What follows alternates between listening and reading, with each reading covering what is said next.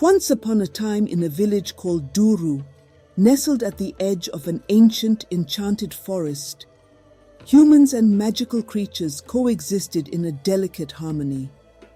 The village thrived on its vibrant markets, where merchants sold colorful fabrics, exotic spices, and the freshest fruits under the warm, golden rays of the sun.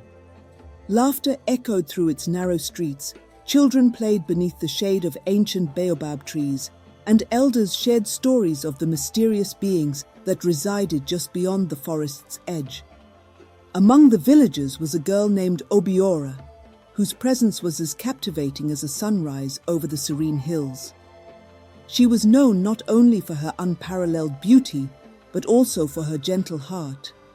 Obiora's every action radiated kindness, whether it was helping an elder carry water, soothing a crying child, or offering her finest produce to those who couldn't afford it.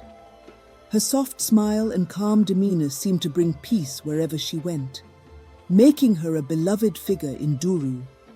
Despite her prominence, Obiora remained a mystery. She lived on the village's outskirts, far from prying eyes, and ventured into the market only at dawn, selling fruits and vegetables so perfect that the villagers whispered they might be blessed by the forest spirits. She would leave before dusk, never lingering long enough to answer the curious questions of her neighbors. Where did she come from? Where did she go when the market emptied? These questions lingered in the minds of the villagers, sparking endless speculation.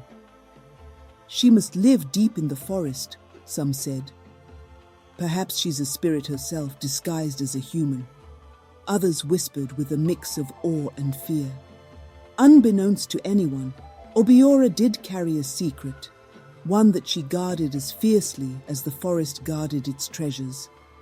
Her origins were unlike those of the villagers she mingled with. She was connected to the magical beings that roamed the forest, creatures capable of taking extraordinary forms and weaving spells that shaped the world around them. But Obiora, unlike her kin, had chosen to walk among humans, drawn to their lives of simplicity and connection. Yet, this choice came with sacrifices and risks that weighed heavily on her heart.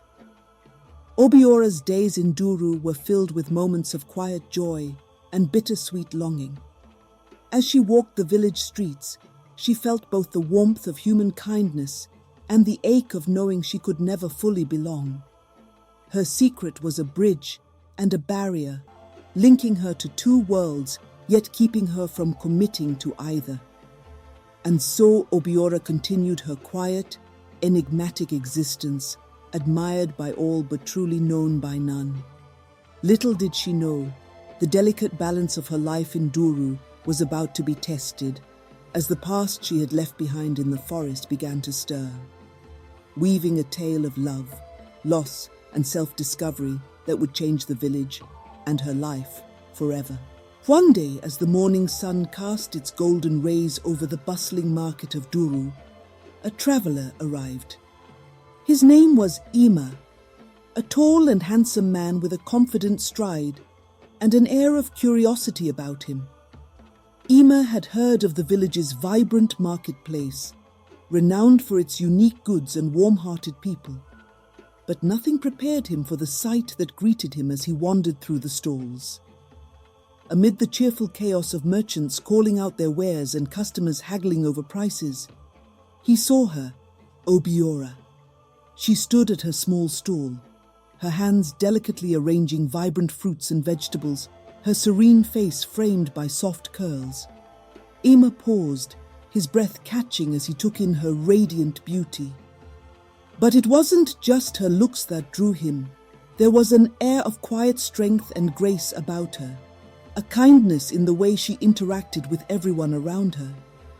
Summoning his courage, Emma approached her stall, pretending to inspect the ripe mangoes and papayas. Obiora greeted him with her usual soft smile, her voice as gentle as a summer breeze. "Good morning. How can I help you today?" she asked, her eyes meeting his briefly before returning to her task. For a moment, Ema forgot how to respond. Her presence was disarming. Finally, he managed to say, "Your fruits look amazing. I'll take a few of these. And maybe some of those," he added, pointing to a pile of oranges. As Obiora handed him the fruits, their fingers brushed briefly, and Ema felt a warmth he couldn't explain. From that day on, he found reasons to return to the market every morning. At first, he would simply buy a few items and exchange pleasantries. But over time, their conversations grew longer. They talked about the weather, the bustling village, and the beauty of the surrounding forest. Ema found himself captivated not just by her beauty, but by her gentle wisdom and calming presence.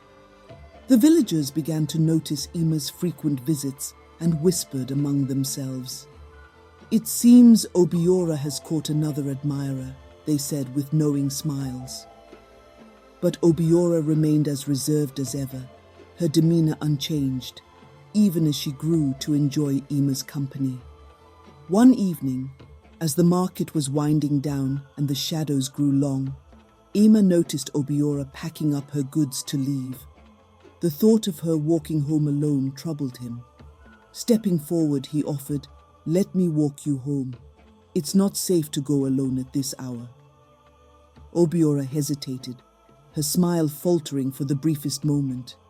"That's very kind of you, Ema, but I'll be fine," she replied. "Please," Ema insisted, his voice earnest.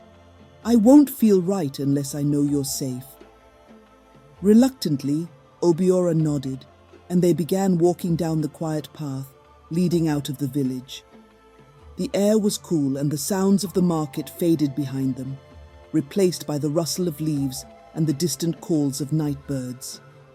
At first they talked casually, but as the forest grew closer and the path darker, an uneasy silence fell between them. Suddenly Ema shivered. He felt a cold breeze brush against his neck, though the air had been still just moments before. He tried to shake off the feeling, but then it happened. A cold, clammy sensation like a hand touched his back. Startled, he froze in his tracks and spun around. The path was empty, bathed in the dim light of the rising moon. "Did you feel that?" he asked, his voice tinged with unease. Obiora turned to him, her expression calm, almost unnervingly so. "Feel what?" she asked softly. Ema's heart raced. He couldn't explain it, but the sensation had felt real. Too real. The trees around them seemed to loom closer, their shadows twisting into ominous shapes. His instincts screamed at him to run. I think I should go back," he stammered, taking a step away. "It's getting late."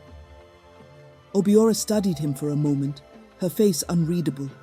Then, with a small, almost knowing smile, she said, "If you're scared, Ema, you can go back.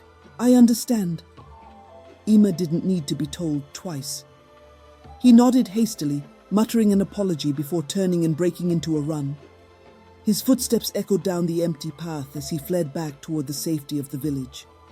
When he finally reached his home, his chest heaving and his heart pounding, he couldn't shake the memory of that cold touch, or the strange, serene expression on Obiora's face. He resolved never to walk her home again, and though he longed to see her, fear kept him away from the market. For Obiora, life returned to its quiet routine. She missed Ema's visits, though she didn't let it show. Deep down, she knew the reason for his sudden absence.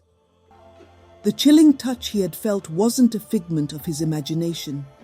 It was a warning, a reminder from her family, who watched her from the shadows of the forest, determined to keep her safe from the human world and the dangers of love. Unbeknownst to the villagers, Obiora wasn't like the others who lived in Duru. Beneath her kind demeanor and graceful smile lay a secret she had carefully guarded her entire life. Obiora was not an ordinary girl, but a being from a magical forest that bordered the village.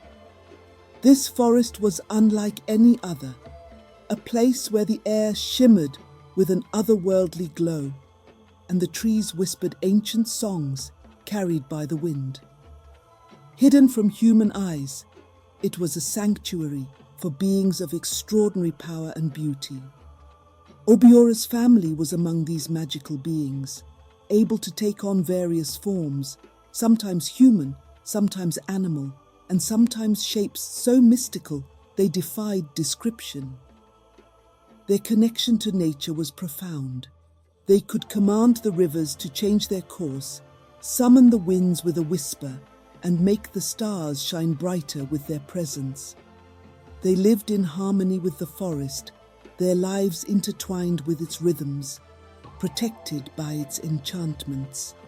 Obiora, however, was unique even among her kin. Unlike her family, who only adopted human forms temporarily, she could maintain hers indefinitely. From a young age, she had been fascinated by humans, watching them from the forest's edge as they went about their daily lives in the village of Duru. She admired their laughter, their songs, and the simplicity of their lives, so different from the magical yet isolating world she had always known. But this fascination worried her parents. They had seen the struggles and conflicts that arose when the magical and human worlds collided. They had heard the stories of humans who feared what they couldn't understand, who sought to destroy what they couldn't control. To them, humans were unpredictable and dangerous. "Obiora," her mother would say, her voice firm yet gentle. "You must never let your heart wander too far from the forest. Humans cannot understand our ways. Their world is not like ours." Her father would nod in agreement. "The two worlds are like water and oil. They cannot mix.